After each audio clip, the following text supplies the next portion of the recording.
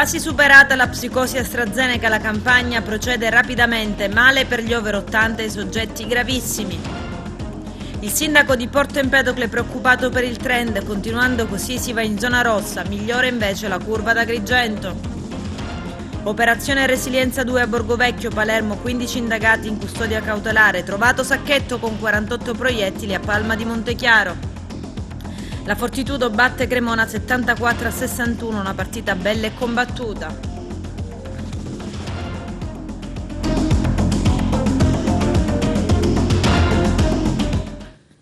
Bentrovati gentili telespettatori al nostro appuntamento con l'informazione. In apertura parliamo del piano vaccinale. Quasi superata la psicosi AstraZeneca, anche se le fiale del lotto incriminato sono ancora sequestrate. Male per gli over 80 e i soggetti fragili. Servono più fiale. C'è il servizio. Le pagelle dei vaccini riconoscono alla Sicilia un posto d'onore fra i primi della classe. L'isola è quinta in classifica tra le grandi regioni italiane. Involata soprattutto nell'ultima settimana con ben 8 postazioni risalite e record di oltre 21.000 vaccinazioni in un giorno.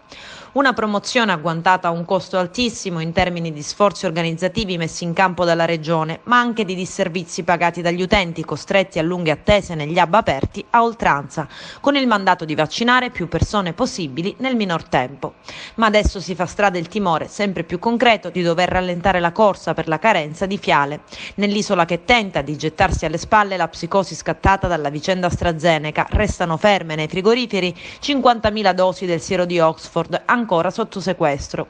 Le fiale fanno parte del lotto sequestrato dalla Guardia di Finanza dopo un decesso avvenuto a Biella. L'80% di quella fornitura era finita in Sicilia e non è stata ancora dissequestrata, nonostante l'Agenzia Italiana del Farmaco, l'AIFA, abbia escluso difetti di produzione o conservazione dei vaccini.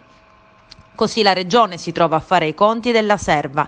Le 21.000 dosi di AstraZeneca attesa fra ieri e oggi basteranno per i prossimi 3 giorni, 4 al massimo. Se non arriverà il via libera per quelle bloccate, la campagna per ultra settantenni, docenti e forze dell'ordine subirà una battuta d'arresto. Intanto, da oggi stop ai familiari dei fragili, si vaccinerà solo chi è prenotato. La Sicilia però è al 14° posto per percentuale di ultra ottantenni vaccinati. Sui ritardi pesa la carenza di vaccinatori a domicilio, circa 20.000 anziani e fragili registrati sulla piattaforma di Poste per una dose a domicilio aspettano la chiamata dell'ASP. Per loro la Regione conta di mettere in campo soprattutto i medici di base, ma ora si aspettano i vaccini, quelli a disposizione sono già in buona parte prenotati e le attese si fanno più lunghe, sperando che il virus vada più piano. Vaccinazione anti-Covid dei soggetti gravissimi, l'ASP di Agrigento non le ha ancora avviate. Vediamo. L'ASP di Agrigento non ha ancora iniziato la vaccinazione per i malati con patologie gravissime ed esplode forte la rabbia e la protesta delle associazioni di familiari che reclamano un diritto fondamentale. Continuerò a farmi carico della questione. Sono le parole di Carmelo Pullara, vicepresidente della Commissione Sanità all'ARS. Apprendo purtroppo, sono le parole di Pullara, che ancora oggi, nonostante abbia sollecitato più volte l'ASP di Agrigento, non ha ancora avviato la vaccinazione per i disabili gravissimi. Condivido e accolgo l'accorato appello e lo sfogo legittimo di rabbia dell'avvocato Salvatore Pennica, che in un post apparso su Facebook esprime tutta la sua rabbia e amarezza nei confronti dell'ASP di Agrigento per il mancato avvio delle vaccinazioni per i disabili gravissimi. Caro dottor Zappia, il contagio epidemico e occorre procedere immediatamente alla vaccinazione di questa categoria. I familiari sperano di essere chiamati al più presto per ricevere la visita a domicilio per vaccinare chi ne ha diritto, ma non potendo parlare, vedere e sentire affida ai genitori o ai familiari il diritto di reclamare. Ero già intervenuto, aggiunge Pullara, chiedendo all'assessore Razza di inserire come prioritari nel piano vaccinale anti-Covid i malati con patologie gravissime che non sono ricoverati in RSA e risiedono nelle proprie abitazioni.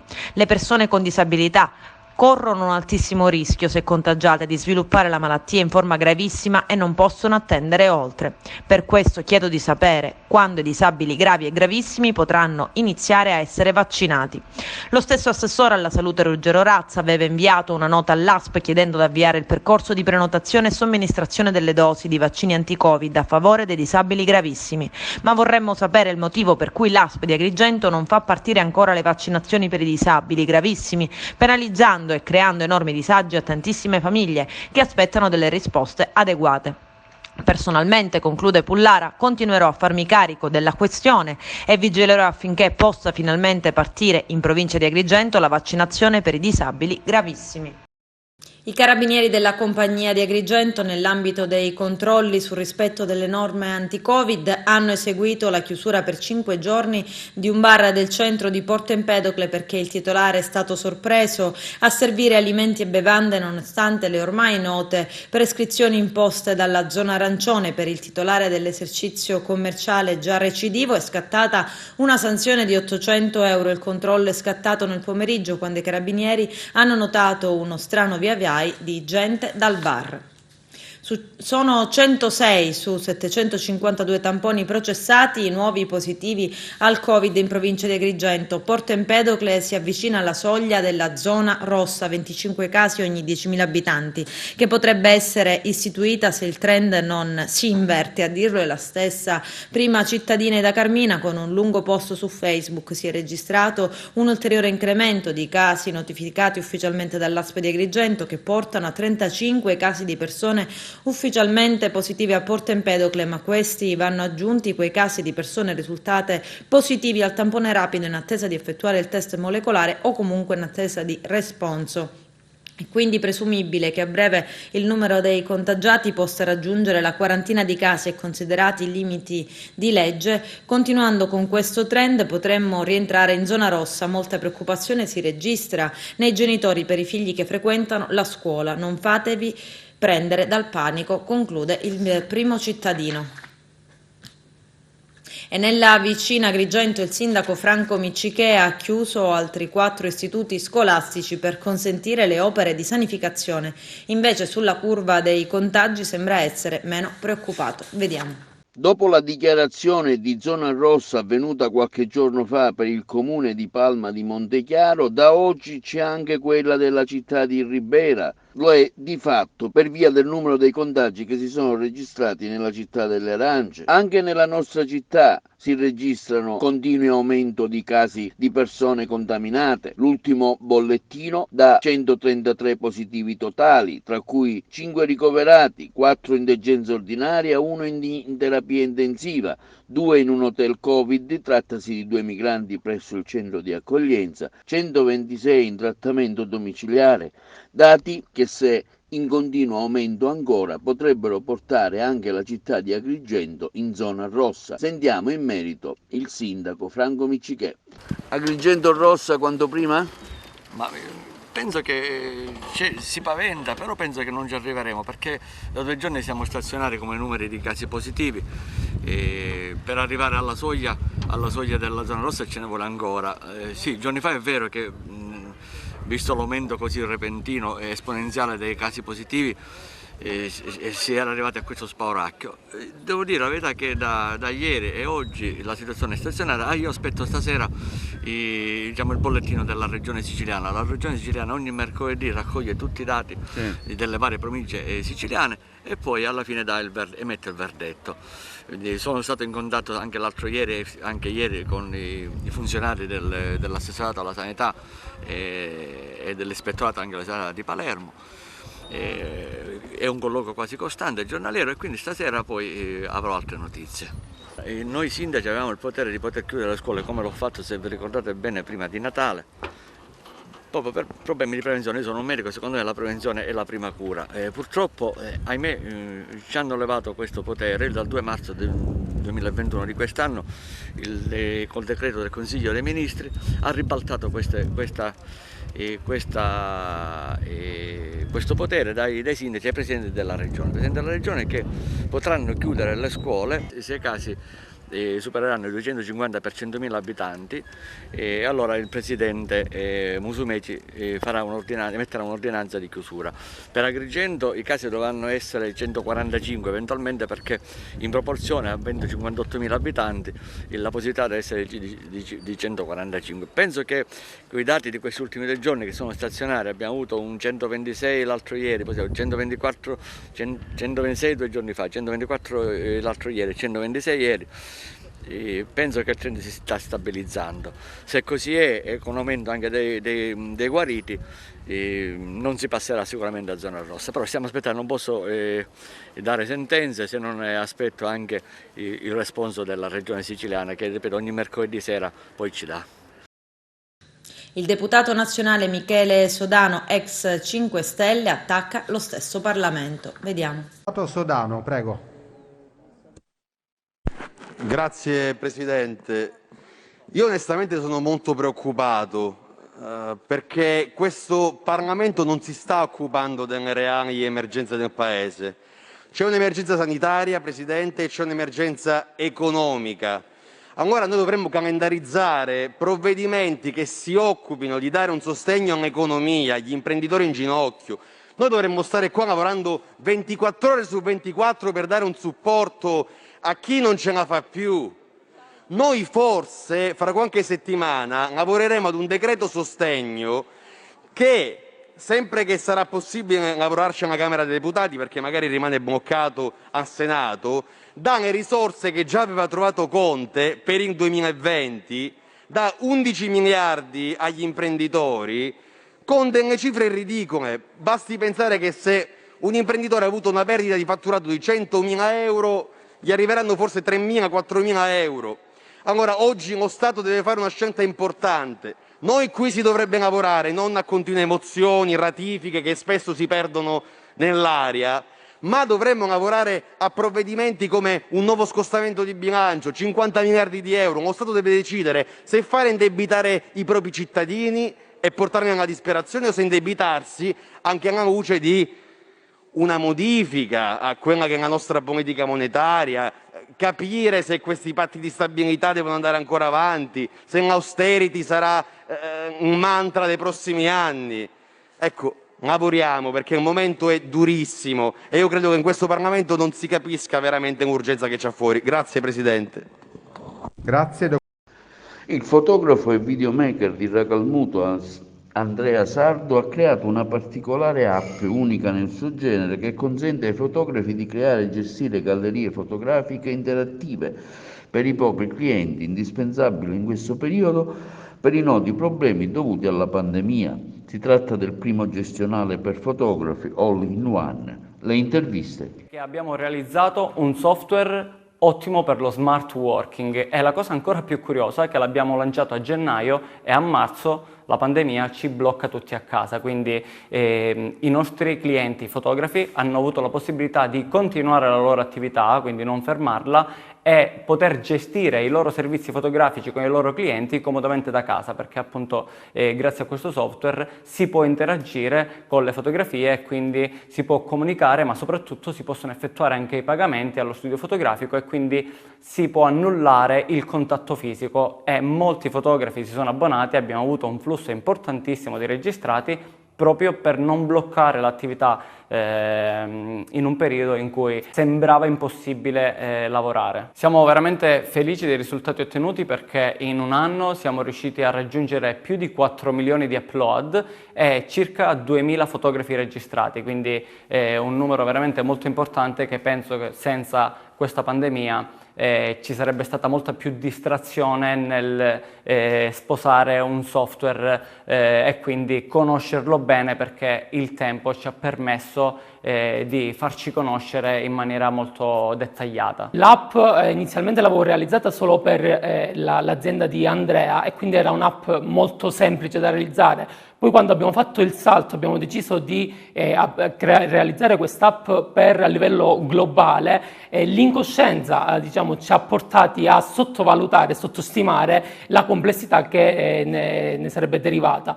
Però grazie alla passione e alla nostra voglia di realizzare un'app nostra e di imporci anche a livello nazionale, a livello mondiale con la nostra app, ci ha portati a conseguire questo enorme risultato che abbiamo ottenuto. Nuovo colpo alla famiglia mafiosa di Borgo Vecchio a Palermo. Questa mattina, su delega della DDA, i carabinieri hanno eseguito un'ordinanza di custodia cautelare emessa dal GIP nei confronti di 15 indagati accusati a vario titolo di concorso esterno in associazione mafiosa, traffico di sostanze stupefacenti, furti, ricettazione, estorsioni, tutti reati aggravati dal metodo mafioso e di sfruttamento della prostituzione. I dettagli nel servizio. Ci si io, ci si vedeva questa una cosa, se si mi conosce sono io, se si dice non a cantare più. Ajuda morando, ma non mi fumo, ma mortali su cuore. Tipo, ci sono una Custodia cautelare per 14 indagati, 1 in carcere, 11 ai domiciliari e 2 obblighi di presentazione alla polizia giudiziaria. Questo è il bilancio dell'operazione denominata Resilienza 2, portata a compimento dai militari dell'Arma del Comando Provinciale di Palermo a delegare provvedimenti la Procura Distrettuale Antimafia. I 14 sarebbero ritenuti a vario titolo responsabili dei delitti di concorso esterno in associazione mafiosa, traffico di sostanze stupefacenti, furti, ricettazione ed estorsioni consumate e tentate, tutti reati aggravati dal metodo mafioso e sfruttamento della prostituzione. L'indagine è coordinata da un gruppo di sostituti diretti dal procuratore aggiunto Salvatore De Luca costituisce un'ulteriore fase di un'articolata manovra condotta in maniera parallela e sinergica dal nucleo investigativo e dal nucleo informativo dei Carabinieri di Palermo sul mandamento mafioso di Portanuova e in particolare sulla famiglia mafiosa di Borgo Vecchio. La prima fase dell'operazione è conclusa con l'esecuzione dei fermi di indiziato di delitto del 12 ottobre 2020 aveva permesso di individuare il nuovo reggente della famiglia mafiosa di Borgo Vecchio in Angelo Monti, il quale si era reso protagonista della riorganizzazione degli assetti di quell'articolazione mafiosa. In tale prima manovra era emersa la ribellione al pizzo di molti imprenditori e commercianti locali che in maniera massiccia avevano collaborato con le autorità e contribuito a far arrestare i loro estortori. I mafiosi in sostanza continuano a rivendicare con resilienza una specifica funzione sociale attraverso alcune tipiche manifestazioni della loro condotta criminale. Germania, Inghilterra, la Francia, sono tutte bloccate. Per passare è un macello, devi beccare per tu un pezzo, non puoi scrivere la Francia,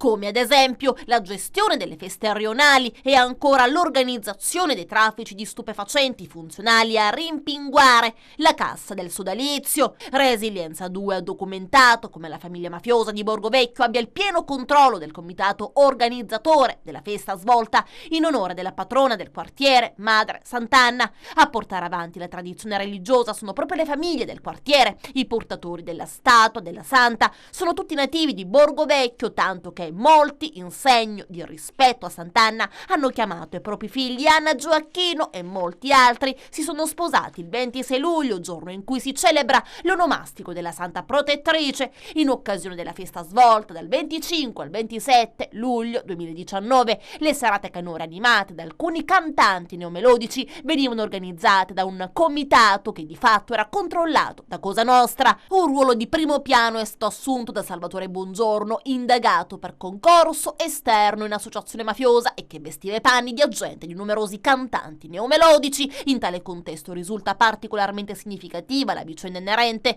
le relazioni dei mafiosi di Borgo Vecchio con un neomelodico catanese legato da vincoli di parentela ad importanti esponenti apicali di quella criminalità organizzata. Il cantante avrebbe dovuto esibirsi, ma l'evento non si realizzava a causa di polemiche susseguenti alla messa in onda il 5 giugno del 2019 di un noto programma televisivo nel corso del quale venivano espressi commenti infelici sul conto dei giudici Falcone e Borsellino. Le indagini hanno anche dimostrato che la famiglia mafiosa di Borgo Vecchio ha organizzato, anche in relazione alle esigenze di sostentamento economico dei sodali, un florido traffico di sostanze stupefacenti. In particolare Angelo Monti aveva delegato al nipote Iari Massimiliano Ingarao l'intero settore dell'attività illecita. Venivano inoltre delegati, a seconda dei ruoli, i fratelli Gabriele e Danilo, Marilena Torregrossa, Carmelo Cangemi, Francesco Paolo Cinà, Saverio D'Amico, Davide Di Salvo, Giuseppe Pietro, Colantonio, Salvatore Lavardera,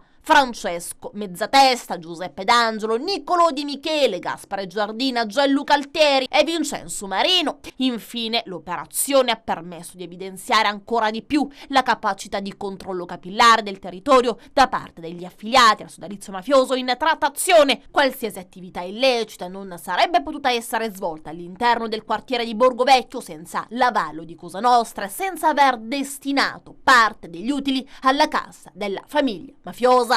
Sapete ma un attacco, ce la faccio quello. Appena ci sta fuori. Tutto per si chiude la colpa notte. Allora c'è del gioco nuovo. Ci si deve fare come di fuori. La specchiera dopo. Un sacchetto con all'interno 48 proiettili di pistola calibro 7,65 è stato ritrovato all'interno di un'aiuola del comune di Palma di Montechiaro. Le cartucce sono in perfetto stato. A fare la scoperta gli agenti del locale commissariato che durante controlli per via della zona rossa istituita da alcuni giorni nel comune del Gattopardo hanno notato la presenza di questo strano sacchetto. Le cartucce sono state inviate al laboratorio per gli accertamenti tecnici del caso. Qualche giorno addietro una raffica di colpi di arma da fuoco era stata esplosa all'indirizzo della sede dell'azienda di un imprenditore anti-racket.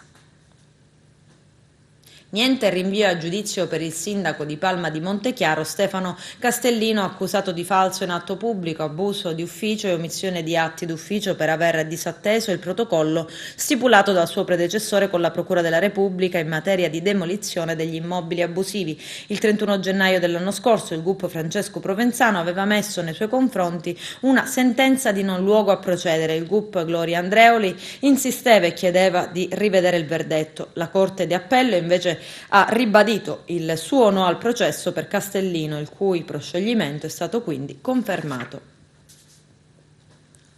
Hanno conseguito ieri la laurea magistrale di Unicor in psicologia clinica Noemi Cantella, figlia del nostro direttore Alessandro Cairone, figlio del nostro giornalista Eugenio Cairone, un brillante percorso universitario che ha consentito ai due neodottori magistrali di essere valutati dalla commissione esaminatrice, entrambi con il massimo dei voti, ovvero 110 e lode. A Noemi e Alessandro e alle loro famiglie le più vive congratulazioni dalla nostra emittente con l'augurio di un fulgido futuro. Ecco, oggi a compimento dell'anno formativo gli studenti si laureano in un momento anche di grandissima difficoltà, però si è arrivati alla meta. Professore. Sì, ci siamo riusciti, era un momento che abbiamo preparato con grande attenzione, ma che questi studenti assolutamente meritano, perché si concludono, come lei diceva, il ciclo di studi in architettura quinquennale, un corso di studi che ormai è, come abbiamo detto, in chiusura qui ad Agrigento, e quindi oggi è un giorno importante per loro, ma un giorno importante anche per gli studi di architettura ad Agrigento. È importante dire che questo corso di studi quinquennale che ormai si chiude, ma i cui frutti ancora sono sotto gli occhi di tutti, perché ci sono oggi delle tesi veramente molto, molto interessanti. Ecco, si chiude questo corso, ma è nato già un corso di studi in architettura e progetto del costruito triennale, ma che è ad accesso libero, e questo è molto importante sottolinearlo, per cui secondo me non solo gli studenti del territorio, ma anche tanti altri studenti provenienti da tutta Italia, noi prevediamo, possono iscriversi qui, sia perché le tematiche riguardanti l'architettura e l'archeologia, l'architettura e l'ambiente urbano e questo grande paesaggio, questo meraviglioso paesaggio che Agrigento offre, si possono approfondire in maniera adeguata, ma anche perché intendiamo incardinare qui un corso di studi di elite che faccia centro ad Agrigento, ma che in realtà guardi al Mediterraneo, quindi a tutte le università del Mediterraneo e a un ambiente che è quello tipico del Mediterraneo, che ha bisogno di essere adeguatamente studiato. Quindi Agrigento, con questo nuovo corso di studi, di cui mi onoro di essere il nuovo coordinatore, ambisce proprio a questa grande centralità universitaria e di architettura. Anniversario della scomparsa di Dante, oggi in occasione delle celebrazioni programmate per onorare l'importante ricorrenza di livello mondiale riferita alla figura del sommo poeta padre della lingua italiana, alle ore 17:30 in videoconferenza teletrasmessa in diretta sull'account Facebook La Dante Agrigento, il comitato di Agrigento della società Dante Alighieri presieduto da Enza Ierna, ed in occasione del Dante D l'intervista a Davide Rindoni. Vediamo.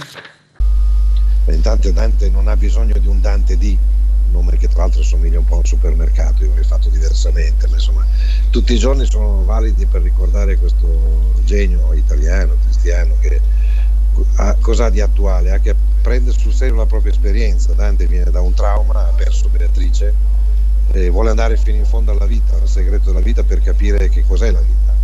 È qualcosa che ti frega, è qualcosa che ti prende in giro, o è un amore da scoprire? E la commedia è attuale per questo, perché invita tutti a fare un viaggio di conoscenza, non astraendosi dalla vita. La commedia è una serie di incontri, di ricordi, di letture, c'è la propria vita, entrando dentro la propria vita a vedere cosa c'è in fondo, andare fino in fondo all'essere. Questa è l'attualità di Dante, questo è il suo grande invito che ogni uomo vivo sente. Dante dà voce a questo invito. È chiaro che se uno dorme o ha deciso di vivere da morto non lo sente, ma i vivi sentono l'invito di Dante. Cosa c'è di siciliano in Dante? Dante è l'espressione di una ricca cultura nutrita da tante linfe. Non ci sarebbe la poesia di Dante senza la poesia dei trovatori, che poi arriva alla scuola siciliana, alla scuola toscana, lo stile nuovo di Minizelli.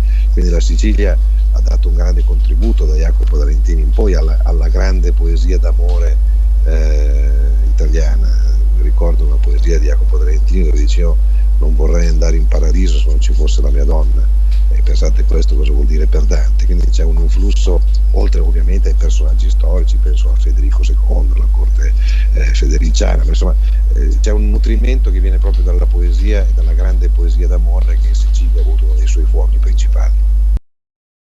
L'assessore comunale di Agrigento Roberta Lala in visita al canile. Il nostro direttore Arturo Cantella. Visita oggi al canile Sigma di Siculiana da parte dell'assessore comunale Roberta Lala. La struttura, come si sa, ha una convenzione con il comune di Agrigento per ospitare molti cani che vengono trovati nel territorio comunale. Secondo quello che ha potuto constatare di persona l'assessore Roberta Lala, vengono trattati tutti molto bene e sono stati trovati in buona salute. Una visita all'improvviso. Ci sono anche diversi cuccioli ancora in fase di svezzamento che cercano una famiglia che voglia prenderli con sé.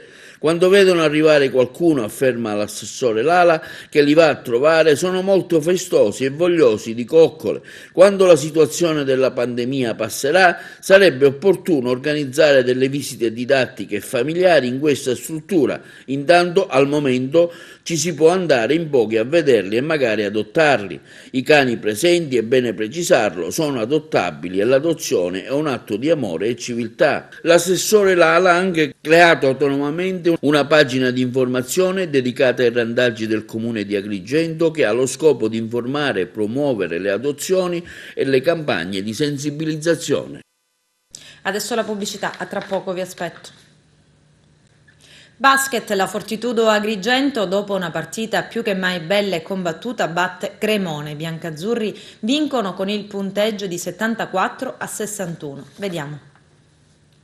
È stata una partita in cui all'inizio abbiamo faticato a prendere il ritmo della gara, eravamo un pochino sotto ritmo, volevamo provare a correre un pochino di più, ma abbiamo faticato un pochino a ripartire e le percentuali al tiro non ci hanno aiutato, però abbiamo avuto il merito, i ragazzi hanno avuto il merito di rimanere aggrappati alla gara e arrivare a mantenere un piccolo vantaggio all'intervallo. All'inizio del terzo periodo siamo riusciti a sistemare qualche cosa, a scappare, ad alzare un po' il ritmo, abbiamo fatto qualche punto in più in transizione, questo ci ha permesso di prendere il vantaggio che poi ci ha accompagnato fino alla fine.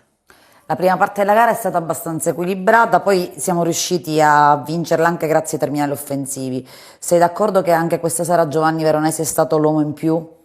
Sì, assolutamente. Giovanni ha giocato una grande partita più che altro perché ha avuto, al di là dell'impatto offensivo, anche un bel impatto difensivo. perché è partito sul loro giocatore più importante, è partito su Marco Bona, quindi il dispendio energetico anche in difesa è stato importante da parte di Giovanni, che poi da lì è riuscito a prendere il ritmo anche in attacco. Sicuramente stasera non è stata una serata brillante per noi al tiro, abbiamo avuto percentuali più basse. Giovanni col suo 4 su 7 ci ha permesso di rimanere a galla, ma soprattutto per il coefficiente di difficoltà dei suoi tiri è stato alto. Sono stati tiri in momenti importanti fatti in maniera difficile, quindi ha fatto una gran partita e gli faccio i miei complimenti. Io credo che, come già detto, alla fine al termine della prima fase il nostro vantaggio in questo momento è che abbiamo grandi margini ancora, li stiamo dimostrando, stiamo cercando di crescere, dobbiamo riuscire ad essere costanti per mettere i mattoni sopra mattone, però credo che abbiamo ancora dei bei margini di miglioramento, quindi ancora spero che questa non sia il massimo della nostra espressione, ma dobbiamo fare ancora meglio. Che possa cambiare lo sport della nostra città è tutto da vedere, è già un fatto significativo che si sia segnato un punto in un processo che va avanti tra stop and go, come si dice, da 20 anni, da 15 anni sicuramente, quindi questo è importante.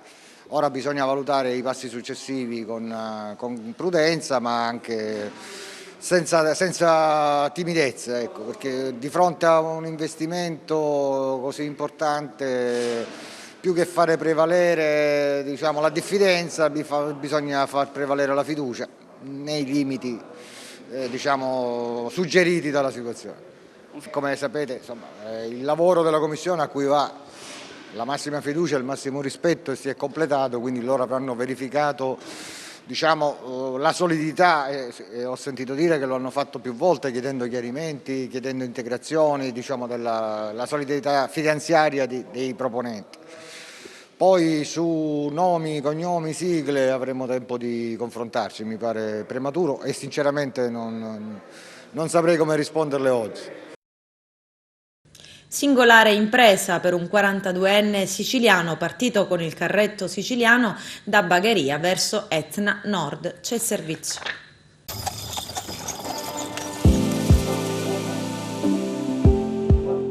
Ho sognato di arrivare sull'Etna. È come una voce che dall'alto mi diceva, mi spingeva ad andare. Singolare impresa di un 42enne siciliano partito con il carretto siciliano da Bagheria per raggiungere l'Etna. 220 in circa. È partito da Bagheria con il suo cavallo e un carretto siciliano. L'obiettivo è raggiungere il vulcano Etna. È l'impresa di un ristoratore di 42 anni che, non riuscendo a stare fermo in questo momento difficile, non sono capace a non lavorare. Ho capito che non sono capace di rimanere fermo. Ha deciso di portare a termine un'originale impresa. L'idea è arrivata qualche settimana fa durante un sogno. Nino Buttitta ha sentito l'esigenza di portare avanti un viaggio insolito, percorrendo circa 220 km con il carretto siciliano e il suo cavallo. Il viaggio ha avuto inizio dalla città di Bagheria, cittadina del Palermitano dove lavora in una storica trattoria di famiglia. L'impresa si concluderà sul versante nord del vulcano Etna. Il viaggio del 42enne terminerà a Piano Provenzana, stazione sciistica situata nel versante nord dell'Etna a quota 1810 metri sul livello del mare, nel territorio del comune di Linguaglossa. Ad Etna Nord potrà godersi anche lo spettacolo del vulcano più alto d'Europa, in questo momento in piena attività. Con questo è tutto, termina qui l'edizione del telegiornale. Grazie per la gentile attenzione e per essere stati con noi. A presto.